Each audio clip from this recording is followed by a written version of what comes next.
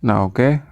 Sekarang kita masuk ke bab yang baru ya, yaitu bab yang ketiga tentang aplikasi turunan fungsi trigonometri ya. Jadi di sini Bapak akan membahas dua hal dulu. Yang pertama itu tentang kemiringan atau gradien garis singgung, dan nanti yang keduanya Bapak akan bahas tentang persamaan garis singgung. Jadi garis singgung itu nama lainnya adalah garis tangen. Jadi kalau misalkan nanti ada soal gitu tentang tentukan garis singgung atau tentukan garis tangen, nah itu sama aja ya, berarti kalau misalkan tentukan garis tangen berarti ya sama dengan garis singgung. Nah rumusnya itu misalkan kan biasanya kalau kemiringan atau gradien itu lambangnya M ya. Nah jadi M itu rumusnya turunan pertama dari sebuah fungsi gitu. Jadi M itu adalah turunan pertamanya dari sebuah fungsi. Nah, kemudian di sini ada titik ya. Jadi titik itu titik yang dilalui. Jadi X1 itu adalah titik yang harus disubstitusi. Nah, misalkan titik itu X1 Y1. X1 itu biasa disebut absis. Kemudian Y1-nya itu biasa disebut ordinat gitu. Jadi kita nggak sebutin 5,3, X-nya 5, Y-nya 3 gitu, nggak. Jadi absisnya 5, ordinatnya 3. Jadi X itu absis, Y itu ordinat. Oke. Nah, oke. Sebelum kita masuk ke soal, kita harus mengenal dan memahami dulu ya dari sebuah titik gitu. Misalkan ini pi per 3,2 terus, nah itu semuanya. Nah, misalkan di sini ada f theta sama dengan sekant theta. Nah, ini f theta itu sama dengan y gitu. Nah, kemudian tetanya Bapak kurung. Nah, berarti pi per 3-nya itu adalah theta, 2-nya itu adalah y. Nah, misalkan ini gt nih, gt itu kan sama dengan y. Nah, t-nya itu kita buletin.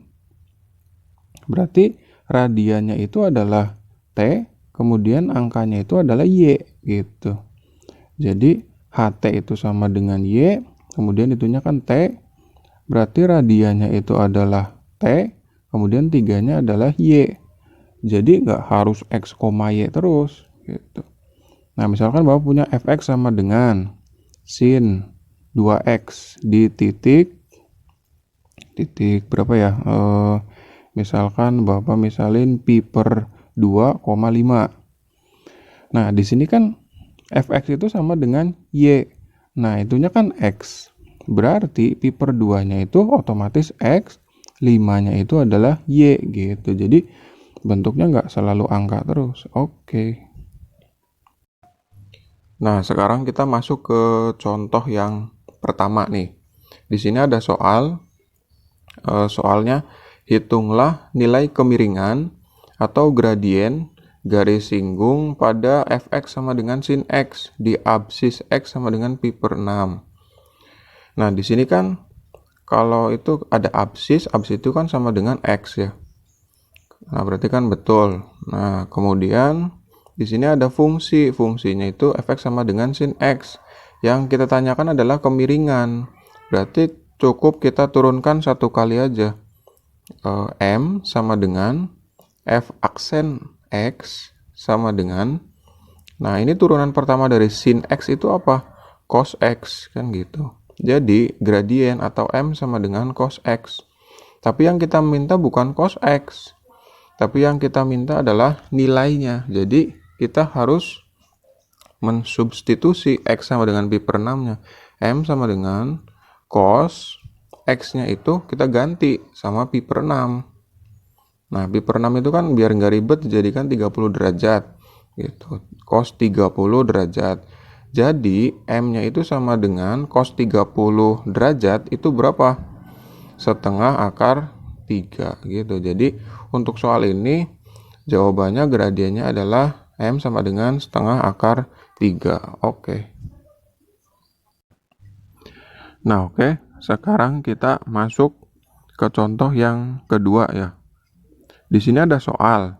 Hitunglah nilai gradien garis tangen atau biasanya kita namain garis singgung kurva GT sama dengan T sekant T di titik 0,0.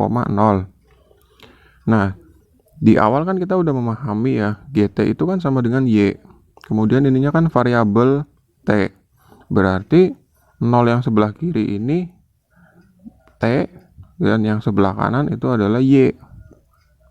Karena kita mencari nilai gradien, berarti M sama dengan turunan pertama dari fungsi G sama dengan, nah kita pakainya U dot V ya. U-nya T, sekant T-nya adalah V. Berarti kan U aksen kali V ditambah V aksen dikali U. Nah, U aksen itu sama dengan 1 dikali V-nya sekant T ditambah V aksen itu mana? Sekant T. Berarti kan sektan ya. Sektan kita tulis. Nah, jangan lupa dikurung. Terus dikali U-nya itu kan T. Kita substitusi. Nah, berarti kan ini gradien, tapi gradiennya ini masih dalam bentuk bukan nilai, berarti M sama dengan kita substitusi T-nya. T-nya kan 0 ya. Jadi sekant 0 derajat ditambah sekant 0 derajat dikali tangen 0 derajat, kemudian dikali 0. Nah, berarti kan M sama dengan sekant 0 itu kan, sekant itu kan 1 per cos ya. 1 per cos 0 derajat ditambah, nah 0 dikalikan bilangan yang itu berarti kan 0. M sama dengan 1 per cos 1 per 1, berarti kan cos 0 kan 1 ditambah 0, jadi kan 1 per 1, 1. Jadi jawabannya 1. Oke, kita lanjut ke soal yang berikutnya. Di sini ada soal, hitunglah nilai gradien garis tangen pada kurva fungsi fx di titik yang berabsis x sama dengan pi per 2. Nah, di sini yang kita tanyakan adalah gradien. Berarti M sama dengan f aksen x sama dengan, kita pakainya U per V ya. Atasnya U, bawahnya V. Berarti rumusnya U aksen dikali V dikurangi V aksen dikali U dibagi V kuadrat. Nah, berarti tinggal kita substitusi. M sama dengan U aksennya berapa? U aksen itu kan cos X plus 2 turunin jadi min sin X. Kurung ya.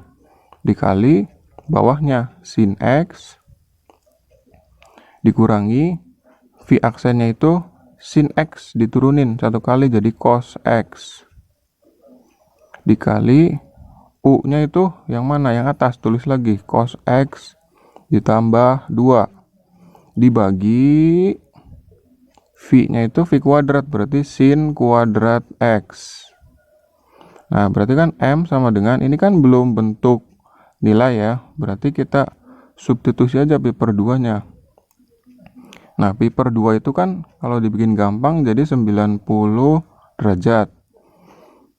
Nah, terus min sin 90 derajat dikurung dikali sin 90 derajat dikurangi cos 90 derajat kurungnya cos 90 derajat ditambah 2. Nah, berarti dibagi sin 90 derajat di kuadratin.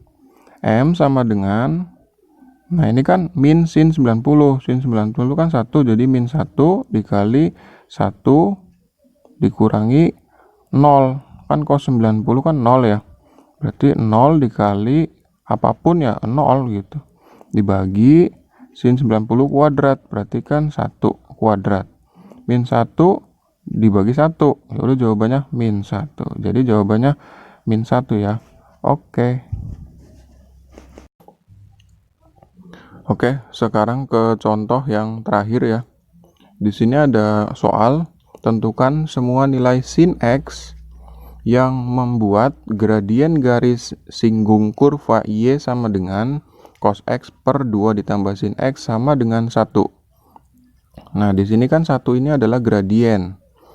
Kemudian, biasanya kan kita gradiennya yang belum diketahui ya. Nah, berarti kita mulainya dari Y sama dengan cos X plus per 2 plus sin X. Nah, itu atasnya jadi U, bawahnya itu V. Kita pakai rumus U per V. M sama dengan U aksen dikali V dikurangi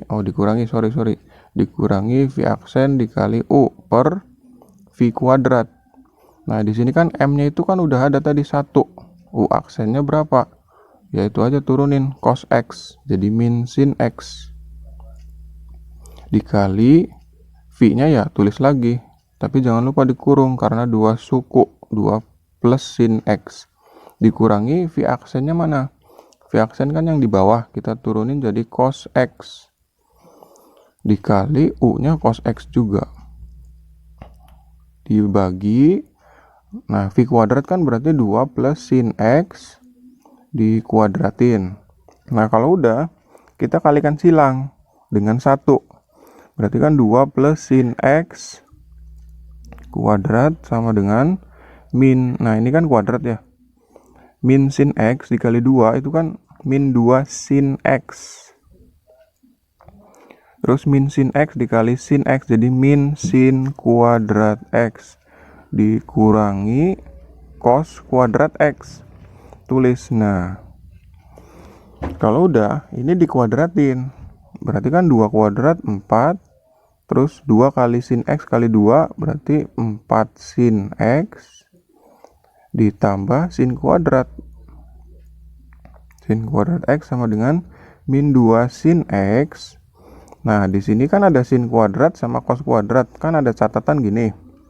Catatannya, kalau misalkan ada sin kuadrat X ditambah cos kuadrat X sama dengan 1. Jadi kalau kedua ruas kita kalikan min 1, jadi min sin kuadrat X dikurangi cos kuadrat X sama dengan min 1. Nah, ini kan kita dapat nih catatannya. Jadi min sin kuadrat X dikurangi cos kuadrat X adalah min 1. Tulis. Nah, kalau udah kita pindahkan ke sebelah kiri semua. Jadi sin kuadrat X 4 ditambah 2 jadi plus 6 sin X. 4 ditambah 1 jadinya 5 sama dengan 0. Kalau udah anggap aja ini persamaan kuadrat. Jadi kita faktorin aja. Sin X, sin X. Nah, 5 itu kan 5 kali 1. 5, 1 plus. Jadi kan sin X sama dengan min 1. Sin X sama dengan min 5. Nah, di sini sin X sama dengan min 5 itu TM, tidak memenuhi. Karena batasnya 1 sampai min 1. Jadi, kita bisa ambil kesimpulan. Jadi, nilai sin X yang memenuhi adalah min 1. Gitu. Oke, cukup ya. Terima kasih.